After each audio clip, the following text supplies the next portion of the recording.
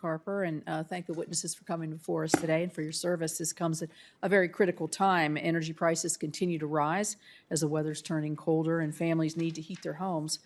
My constituents are paying more at the pump to take their kids to school or to go to their jobs. Higher energy prices are driving inflation, and make no mistake, this is a hidden tax on our working families. Despite this, the game plan is to continue to push policies, I think, that will make the situation worse. Unaccountable White House staff, led by climate czar Gina McCarthy, are developing and implementing an extreme environmental agenda. President Biden's administration is taking drastic steps that will hurt energy affordability and electric reliability. The EPA is pushing regulations to limit production of American energy. EPA Administrator Michael Regan has stated that he is going to push the envelope in exercising the agency's regulatory authority. It seems this reckless tax and spending spree would increase energy costs on all American families and businesses. It will harm our competitiveness. It will reduce reliability of our energy systems. It's just a bad deal. It would raise energy prices through a natural gas tax. These policies will raise energy costs and undermine base load electric generation, threatening families and businesses with more frequent and wholly preventable blackouts. Instead of pursuing policies that will accelerate inflation and undermine our grid, we should advance the solutions we're going to hear about today that reduce costs and increase reliability, all while improving the environment. This means pursuing all clean energy sources, including carbon capture, natural gas, and nuclear.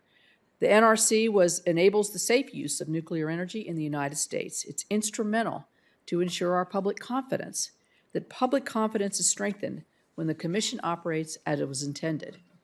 The Congress established the Commission as a 5-member body. It functions most effectively with a full slate of members. The Commission is currently operating with just 3 members who we have here with us today. In March, Chairman Carper and I wrote to President Biden asking that he promptly put forth a bipartisan pairing of qualified nominees, 1 Democrat and 1 Republican, but the President has yet to do so. A full slate of commissioners should be in place to make critical decisions for how new nuclear technologies are licensed, regulated, and operated. In 2018, Congress passed the Nuclear Energy Innovation and Modernization Act, which I co-sponsored, with overwhelming bipartisan support. That law, which was a product of this committee, requires that the NRC develop safety rules for the next generation of advanced nuclear technologies. This past May, I wrote to the NRC Chairman Hansen to applaud the Commission and its staff for their diligent work so far on those rules. Our innovators need safety rules that are both predictable and flexible. Nuclear engineers and entrepreneurs who are investing time and money to develop new reactor designs need usable rules, and they need to know the rules of the road. I look forward to receiving an update on the rulemaking as well as other related advanced nuclear initiatives. The Commission is looking to update existing policies for new and emerging technologies to guide review of applications submitted before the rulemaking is complete. In addition to setting the stage for new nuclear technologies, the Commission should modernize its policies to allow for today's reactors to focus on the most important safety issues.